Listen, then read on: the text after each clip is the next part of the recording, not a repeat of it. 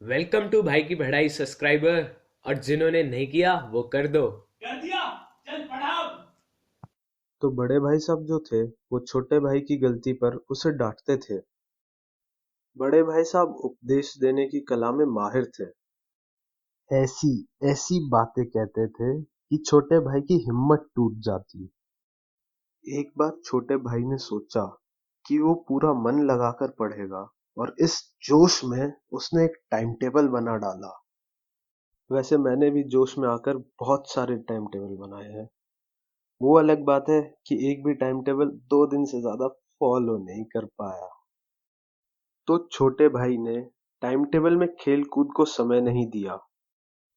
उसका time table था सुबह उठना, मुंह हाथ धोना, फिर खेतों में लोटा लेकर जाना, वापस आकर नाश्ता करना और पढ़ने बैठ जाना।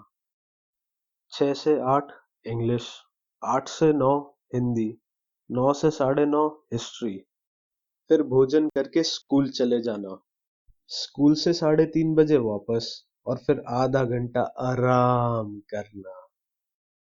फिर 4 से 5 ज्योग्राफी, 5 से 6 ग्रामर, फिर आधा घंटा टहलना, फिर 6:30 से 7 इंग्लिश कॉम्पोजिशन, फिर भोजन करके 8 से 9 ट्रांसलेशन, 9 से 10 हिंदी, 10 से 11 बाकी बचे सब्जेक्ट्स, और फिर फैशन टीवी देखकर सो जाना। ये टाइम टेबल एग्जाम में नहीं पूछा जाएगा। पूछा जाएगा कि छोटा भाई टाइम टेबल फॉलो क्यों नहीं कर पाया।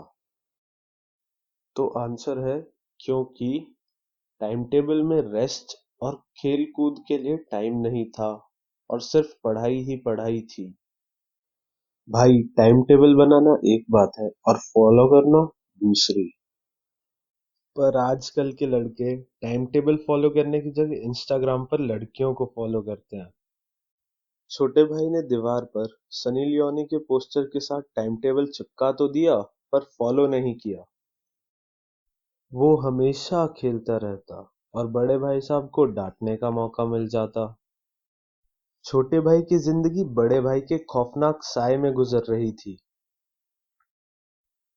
फिर वो चीज होती है जिसमें हर किसी के माँ बाप फर्स्ट आए हैं, यानी एग्जाम्स। और स्टोरी में बहुत बड़ा ट्विस्ट आता है। एनुअल एग्जाम में बड़े भाई साहब फेल हो जाते हैं और छोटा भाई पास हो जाता है। पास तो छोड़ो, फर्स्ट आता है। अब उन दोनों में केवल 2 साल का अंतर था। बड़े भाई साहब 9वीं में रह गए थे और छोटा भाई 7वीं में आ गया था। छोटे भाई का मन कर रहा था कि वो बड़े भाई साहब को आड़े हाथों ले। वो सोचता था कि जाकर बोल दूं, क्या हुआ आपकी मेहनत का, मुझे देखो मजे से खेला और अव्वल भी आया। पर जब देखा बड़े भाई साहब बहुत उदास और दुखी हैं, तो उसे हमदर्दी होने लगी और प्लान को ड्रॉप कर दिया। बड़े भाई साहब को दुखी तो होना ही था। इतनी मेहनत करी और मिला क्या, बाबा जी का घंटा। अब बड़े भाई साहब का छोटे भाई पर रौब कम हो गया क्योंकि वो फेल हो गए थे। छोटा भाई अब से पूरे दिन खेलने लग गया। छोटे भाई के रंग ढंग से बड़े भाई साहब जान गए कि अब उनका आतंक खत्म हो चुका है। पर एक दिन छोटा भाई सारा समय गुल्ली डंडा खेलने के बाद सीधा भोजन के टाइम पर आया और इस बार बड़े भाई साहब ने उसका भूत बना दिया। उन्होंने अपना एक लंबा लेक्चर शुरू कर दिया। देख रहा हूं कि इस साल पास हो गए हो और दर्जे में अव्वल भी आए हो, तो तुम्हें घमंड हो गया है। पर घमंड तो बड़े बड़ों का टूटा है, तुम क्या चीज हो। इतिहास में सिर्फ प्रेम कहानियां पढ़ते हो क्या? रावण का हाल याद नहीं? तुमने क्या सीखा? सिर्फ एग्जाम पास करना कोई चीज नहीं, असली चीज है बुद्धि का विकास। रावण भूमंडल का स्वामी था, ऐसे राजाओं को चक्रवर्ती कहते हैं। पर घमंड ने रावण का नामो निशान तक मिटा दिया। तुम अपनी मेहनत से पास नहीं हुए हो, ये बस किस्मत थी। जैसे अभिषेक बच्चन का एक्टर बन जाना। सफल खिलाड़ी वह है जिसका कोई निशाना खाली न जाए। मेरे फेल होने पर मत जाओ। जब मेरे दर्जे में आओगे तब नाक में से भी पसीना निकलना शुरू हो जाएगा। जब ज्योमेट्री और अलजेब्रा के डंडे पड़ेंगे और इंग्लिस्तान का इतिहास पढ़ना पड़ेगा। राजाओं और उनकी 10-10 रानियों के नाम याद करने पड़ेंगे।